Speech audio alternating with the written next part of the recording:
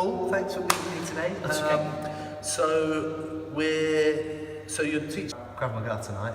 Ken, I wondered, it's in the martial arts world, it's quite a new martial art. I don't know if you'd agree. Maybe you could explain more about what Krav Maga is and how it came about. And I mean, definitely in terms of Bristol, it's like 10 years on the scene. Yeah, 2004 we started. Okay. Okay. Krav Maga comes from Israel. Actually, it's a European system. The guy that founded Krav Maga, Imi Sidor, came from a place called Bratislava, which I think is Yugoslavia. He went to Israel, was in the military, and in 1948, because of his skills from boxing, gymnastics and wrestling, he basically started to teach a system, a precursor of Krav Maga in Israel. I'm not actually sure why Krav Maga had a break. It became really famous, probably because of a guy called Darren Levine in the US, and it became the in thing to do. There was a film with Jennifer Lopez in, and it just expanded across the USA, and then it started to get picked up by law enforcement and got this kind of kudos. So a lot of people wanted to get involved. So I guess it's relatively new over here in terms of Western Europe and things. So probably, I think it's been here since about 2000 or maybe in the late 1990s. And its growth has been quite amazing, really. When I first started, I think there was 10, 12 clubs in the UK, whereas now I think there's probably 300 plus, maybe. That many in Bristol, right? I think there's about 5 or 6. Okay. Yeah, there's quite a few, yeah. Okay, and like when it got big in the US, was that quite a long time before it got to Western Europe? Like, I think it kicked off. I'm not entirely sure, but I think it sort of kicked off quite a lot in the early 90s, very early 90s in the US. And you had my original instructor was a guy called Ayo Yanov, and he was teaching courses all over the world. So what was happening is he maybe would run a course in Europe, or he'd run the odd course here in the UK. And kind of Krav Maga started to sort of pop up like mushrooms in various places. And it was, I think possibly that's part of why it grew so fast. That and the sort of reputation, because of the military stuff, everybody sort of wanted to get involved with that, but it wasn't really that much of a part of Krav Maga, to be honest. That was just sort of how it originally evolved, if you like. yeah, I was going to ask about that because like people sort of call it like the Israeli military system. So this is what you'd learn if you join the Israeli army. Or is that true? Like, yes, it is. But I used to have an instructor, Jeremiah, who'd been in the IDF in Syriac, Golani. And if you talked to him about it and you asked him about what he did in his Krav Maga, it was basically press-ups. So, and he'd joke about that, and they did a lot more than that. But the bottom line is, with the military courses, it's very, very simple. And the other thing is, when you look at things like military Krav Maga, essentially you've got a firearm. So there's not a huge amount of empty hand stuff in. So because it's all about you've got a stoppage in your main weapon, so you go to your side arm. That doesn't work, so they'll go to a knife. So it's a kind of a different thing to the civil Krav Maga. Yeah. However, the business and the drama is in saying, oh, it's military this and it's military that. Yes, it's the same system, but it's different. The military stuff is different necessarily. Yeah. And I guess it's different. I assume it will be taught differently in the US, where guns are quite commonplace compared to here. Yeah, from my experience, the training, particularly with the guns, was better in the US than in Israel. Right. Probably shouldn't say that. Because it was really polished and it's part of their life. And I trained at a gym in LA and was sort of asking, I was a trained nurse originally, and I was asking a woman there who was an ER technician, as they call it, was a trained nurse over there, about how many shootings she dealt with. And she said, like 5 or 6 in this year. And I thought she meant 5 or 6 shootings in, the hospital dealt with, but it was 5 or 6 shootings in the hospital. this year, and that was the difference in scale of the firearms. So the- you were asking about injuries. She was asking about like confrontations she's had to deal with. It wasn't to use her Krav Maga. Well, no. I was talking about I was talking about sort of the use of firearms and how frequent it happened in LA, Right, yeah. and just sort of thinking, you know, like you might ask someone in A&E, like how often someone breaks their arm. And as I said, the shock for me was the fact that it was that often, and it was either in the hospital or the car Crazy. park. Yeah. Absolutely crazy. Maybe you can tell us a bit about yourself and maybe how you started originally in martial arts, doing other stuff, and then ended up deciding that this was the thing for you. That's a really long story. It's really, really old. Maybe just like quick fire. Okay, and sure. then Yeah. stick to the. I started in 1971. Okay. And I started off with judo and schoolboy boxing, which I loved. And sort of I moved on over the years, I guess like a lot of people do, through the sort of various white-suited martial arts up into the 1990s, so skipping quite a lot quickly. Yeah. I then got involved with Wing Chun and JKD, both of which I really enjoyed. And I was kind of looking around for something new and different in the late 90s, I guess. And I'd travelled years and years ago in my teens and seen a bit of Krav Maga, although I didn't realise that was Krav Maga in Israel. And I kind of quite fancied having a go at it. So that's how I sort of got involved with Krav Maga, really. And my, crikey, it was 48 years of teaching. Sorry, training, teaching, 48. So I've done pretty much everything. I also sort of worked in prison service and things and sort of dealt with control and restraint. So, and it's really interesting, people talk about violence a lot, but to me, the violence that I'd experienced at work, I didn't really think of the martial arts because it was so different. So I was used to kind of very formalised things and katas and patterns, and whereas at work, violence was like in your face and it seemed a very different world. So I never really tied those two up. So that's kind of how I got started. And I was working for a government commission looking at the use of force within the care sector, within sort of forensic psychiatry and things. And I'd done this Krav Maga course, and I was teaching the Krav and really enjoying it. And it kind of got to a point where I could stop doing a real job, you know, and I could start teaching Krav Maga. And kind of that's how I've ended up here.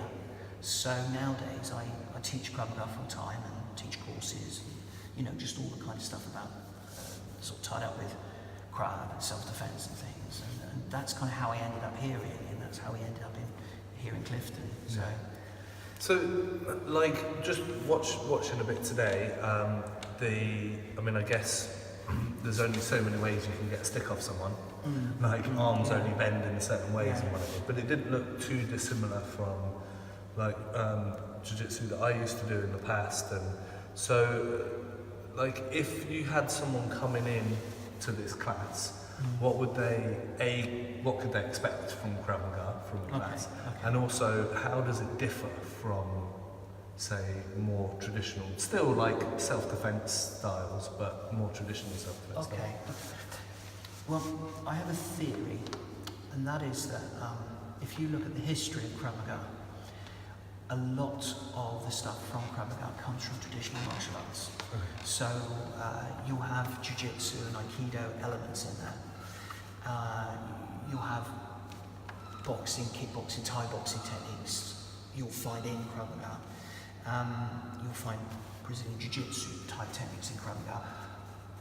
And I think that's because what the Israelis did is they had people that trained and travelled all over the world, coming to Israel to do their military service and things, and they sort of grabbed all those experiences and put them into a melting pot and ended up with Krav, really. But what I think is unique, and this affects people's experience of Krav Maga, is the thing is, with the guys in Israel, they had a very short period of time to put people in high-risk situations, so they didn't have 3 or 5 years. So they needed to pick bits and pieces, field strip the martial arts, if you like, pick bits and pieces that could be used rapidly, that were natural and instinctive, and then train them quickly. What they did is they found a way, it's not the techniques as such, but it's the teaching methodologies that were really smart, that sort of reflected natural human behaviour. So to go back to your question, what people would find is, I think the Krav Maga is very much about a simple solution, a simple system of counter-violence to modern-day violence that shouldn't take you 5 or 10 years to do. So the guys you were watching, there was people there on less than 2 through to 3.5 months, and you can see that transition quite quickly because the movements are all very basic. So if you come from a traditional martial arts background and you want to test and push yourself, Krav Maga works quite well for that. But if you're looking for a lot of finesse, Krav Maga is not going to be so good for that. Yeah. So, I mean, it makes me think, like, I mean, you sound like a bit of a lifer in martial arts. Like, Yeah, I've done it, like, quite a long time. Can you do it for a long time? Or is it something you dip into for a year or a couple of years? And unless if you wanted to then go on and teach, Okay. is it something that you kind of come to an end with? Or is there, you know, say there's a lot of styles where the techniques get more and more complex and actually they're no use in self-defense, they're just, you're doing them for fun. That's that. I assume Krav doesn't have that. That's a really interesting point. I know a lot of organisations have made the Krav Maga curricula bigger and bigger and bigger and bigger, and it's kind of mimicking the martial arts thing of sort of giving increasingly complex solutions. Fluffing it out? Yeah. and I think as Kravis, we have to be very careful about that, because what you've got is a basic and simple system. I think, personally, after having done the traditional route, be it karate, jiu-jitsu like you, China, I've done that, Wing Chun, 14 years or whatever, I think the thing is that's refreshing with Krav is you can get to be really, really good at stuff, because everything relates to everything else, and it's that, the Chinese call it polishing the mirror, getting that little bit better, that little bit better, that little bit better. So yeah, the curriculum is restricted, but because it's smaller, but you can get better and better, and it depends on what it is you're after. If you want to learn to defend yourself quick, having been in the industry for a really long time, as I said, 48 years, I don't think there's a lot that's better. If you want to challenge yourself in terms of movement and all these other things, then maybe there are other things. I've got a lot of time for things like Taekwondo because of all the agility and the movement and the spinning kicks, because that's really athletic, or wushu and things like that. So maybe if you're looking for a longer term activity, then maybe something like that. It kind of depends on what you're after. If you want to learn to defend yourself on a Saturday night, my money would be on Krav, personally. And actually people ask that in the shop all the time. Oh, I just want to do self-defense. I don't want to do any katas. I just want to defend myself. But and it'll be like, you've got to go to Krav. But that's what they think they want. Right, Because here's the paradox. People come to you because they just want, I just want to learn some self-defense. It's probably me sending them to you. Well, thank you, I appreciate it, I do. But when they've trained for a certain period of time, you then get the next question. What if? Yeah. Oh, I'm on the ground. He's inside now. What do I do from this, and this? Yeah. Well, as to be honest, that's getting beyond a little bit beyond Krav, because the Krav solution is basically reverse control, bam, bam, bam, and up and go. Yeah. But then you're starting to look at techniques from BJJ, and then martial arts come into their own, because you can take your own journey, can't you? And evolve. And I like. I've got a lot of instructors that teach various other things, from sort of carving a screamer through to grappling, wrestling. And Krav Maga is like a foot in the door. I learn the basics, and then I'm going to move on and do something else. So I think that's where it really goes, to be honest. I think the instructors take people down another route. Well, actually, I mean, and when I remember sitting in an instructor course, again going back to jiu-jitsu, but it's a good frame of reference for me. Sure. Someone sat there and said, like if you were in a street situation, you wouldn't use anything above orange belt. And you're like, well, that was 3 months training, really. And again, so that first 3 months is in a defence situation, that's the only stuff that's useful. Everything else is for fun. But yours is a bit longer than that, right? You'd say a couple of years. I suppose it depends on the person. Okay. We did quite a lot of research. We did quite a lot of research. And what we did is we looked at 596 assaults in the UK, and we looked at the techniques. And there were 8 primary threats that came up. And for us, that is what's called P1, level 1.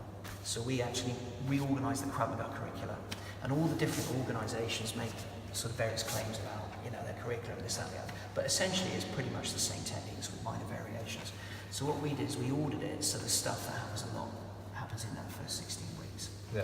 And at the end of 16 weeks in Krav, you can get somebody over a 4-hour period, utterly thrash them, okay, physically and mentally, make them fight, put them under pressure, have simulated stabbing attacks with training weapons, no live ones, training weapons, multiple attackers, scenarios, robberies, work off the fence, back away, and all that stuff. And 92% of people can pass that within 16 weeks. So if you want to learn, that's what Krav's meant for. Yeah. If you progress beyond that 16 weeks, it's because you really enjoy it. So then you're doing the what ifs.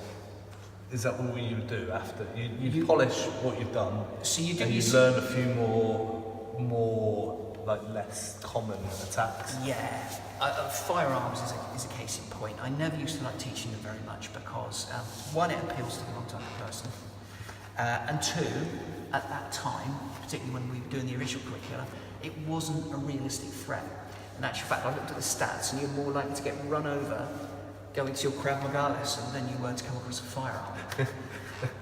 But the world's changing, unfortunately, and it's becoming hopefully not a common threat, but a realistic threat. If we think of the weekend and sort of like last weekend and all these kind of things. So some of these skills that do come up are less likely to come up. So those things, they take a little bit longer to train. So and if you think about it, what you need to teach somebody is you need to teach them how to stop bad things happening, as in being aware.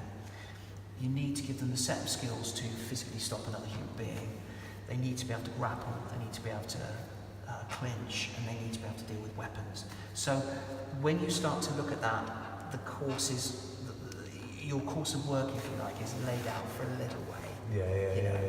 Realistically, if you want to get pretty good, I'd say probably 3 to 6 months or more. It's amazing. It's amazingly fast. Yeah, it's and I mean, we really do put people through their paces. Yeah. So my belief is you need to pressure test everything, because you don't earn it unless you pressure test it. And a great way to do that is with fizz. So sprinting and burpees and lots of pad work and working on this, getting power down range all the time. Sweat in your eyes. Yeah, absolutely. And working, and that's quite addictive when you train at that level and get that. It's like, I want some of that. Yeah. And I think probably that's what keeps people coming to the Krav. It's not that they're going to learn another 52 techniques or something. It's because they're just going to get better at those things. And also the thing people seem to like is when you really put people under pressure, when they've been training 3 to 6 months, you can do something they're completely not expecting, and bam, they've just got this automated response. Yeah. Which is, my job to condition that. Yeah. I suppose is the aim to get the automated response a Krav technique that's right for the situation? I would say it's the other way around. Okay. I would say the aim is to Krav Maga should be that automated response. Rather than I trying to give it to them, I'm going to try and work with what they've got. Right. So if you look at the startle flinch and this kind of stuff, well, that's the beginning of the Krav Maga guard. So what we're trying to do is we're trying to work with what you bring, if you like, your natural responses. And my view is that the system isn't more important than the people. So I've got some people that will train and have got problems with their feet or their legs or their knees. So I'm not going to be insisting they have the rear heel off the floor in this perfect stance. I'll get them to stand as they will do, because That's how they're going to stand. That's how they stand. Absolutely. Yeah, brilliant. I mean, that's all my questioning, I guess. Okay. But I wondered if you could tell us about your clubs, Like where? So we're here Tuesday night in Clifton, but Yeah, I wonder okay. if it's like what times you train. I mean, I guess for general public being able to come. Yeah, rather sure. than Okay. private persons. We train here in Clifton normally, Yeah. Mondays, Tuesdays and Wednesdays. We've got clubs in Speedwell. Hello Jim, if you see this. Another club in Redcliffe. Hello Chuck, if you see this. Sorry, this get really tedious. Well, no, that's Yeah. all right. I'll try and put their names down the bottom on the video as well. Okay, So, and we've got another lovely guy up in North Bristol, Will Bailey, as well. So, you know, there's quite a few locations, but if they go and look up British Krav Maga, they'll find us. okay. Yeah, and they can come and, you know, test Krav Maga Okay. and sort of see if they like it, really. Okay. And it's was it Brendan Memorial Hall? That Brenton? was just for today. Okay. Clifton College Sports Centre Oh, usually. it's usually the one that I went to first Yeah, because we've I got been lost. hoiked here because of the exams. Okay. So Clifton College Clifton College, yeah. and at 7 o'clock. 7 o'clock usually. Okay. If you want to come and train, you're more than welcome, but please let us know. Don't just walk in. Fine. And do you have phone number, emails? What's best? Yes, way to contact yeah. If you look up Krav Maga Bristol, come and find us, and all the details Fine. on the web. I'll put all the details in the Yeah, description. I work hard on my SEO, so we rank well. Yeah. Well, we'll see. We'll see We'll whether see. we can get the video high. Yeah, I'll say that will be number 10 now. Yeah. We'll have an SEO scrap. Okay. So brilliant. Cheers, All right. Paul. Thank you so much for your time. Yeah, thank you guys. Cheers. Cheers.